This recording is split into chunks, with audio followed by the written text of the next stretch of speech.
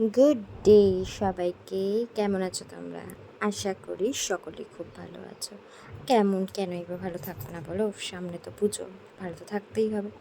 তো বলো দেখি আমরা এখন কোথায় যাচ্ছি? হ্যাঁ, আমরা এখন একটা জায়গায় বেরোচ্ছি, তাই আমি রেডি হয়ে গেছি। এদিকে মিস্টার নস্করও রেডি হয়ে গেছে, আর এখানে সবাই রেডি হয়ে গেছে মোটামুটি। তিন্নিও রেডি হয়ে গেছে, তিন্নি ঠাম্মিও রেডি হয়ে গেছে। আর তিন্নির বালাটা একটু বেঁকে গিয়েছিলো, সেটাই বসে বসে ঠিক করে দিচ্ছে ঠাম্মি। তারপরে রাস্তায় চলে এসেছি। মিস্টার নস্কর তিন্নিকে নিয়ে ওয়েট করছিল আমাদের জন্য। আমরা বেরোচ্ছিলাম, ততক্ষণে বাপের বেটি কিন্তু রাস্তায় এসেই দাঁড়িয়েছিল, আমাদের জন্য ওয়েট করছিল। তো এবারে আমরা চলো যাওয়া যাক, দেখি কোথায় যেতে পারি, আমাদেরকে দেখাচ্ছি। রাস্তাটা দেখে চিনতে পারছো অবশ্যই। হ্যাঁ, চিনতে আবার পারবে না? গড়িয়াহাট। গড়িয়াহাট কে না চেনে? আর এই পুজোর সময় তো সবাই গড়িয়াহাটেই যাচ্ছে, এটা আবার বলতে হয়। তো চলে এসেছি গড়িয়াহাটে, একদম সন্ধে। বেশ গরম ছিল সেদিন, কিন্তু সন্ধেটা মানে সন্ধে বেরিয়েছিলাম বলে একটু ঠান্ডা মানে মোটামুটি ঠিকঠাক ফিল হচ্ছে, তাই আমরা চারজনে বেরিয়ে পড়েছি। সেদিন মিস্টার নস্করের ছুটি ছিল, তাই ভাবলাম যে এই দিনই বেরোই। তো আমরা যাচ্ছি এখন বাজার, কলকাতা।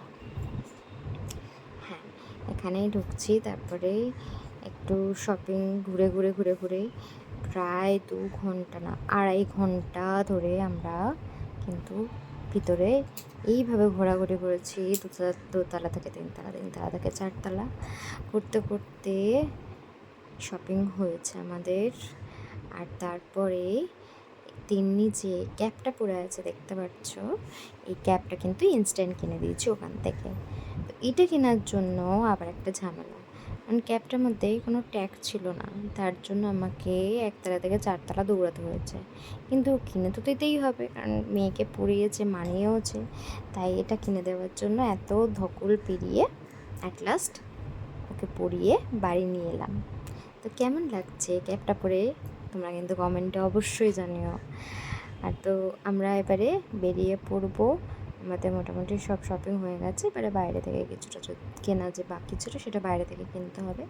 তার মধ্যেই খিদে পেয়ে গেছে মিস্টার নস্করের।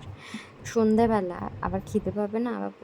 তো সেই জন্য বেদুইনে রোল কিনছে, আর আমরা দুজনে একটু রোল খেয়ে নেবো। মাকে বলেছিলাম, কিন্তু মা খাবে না বললো।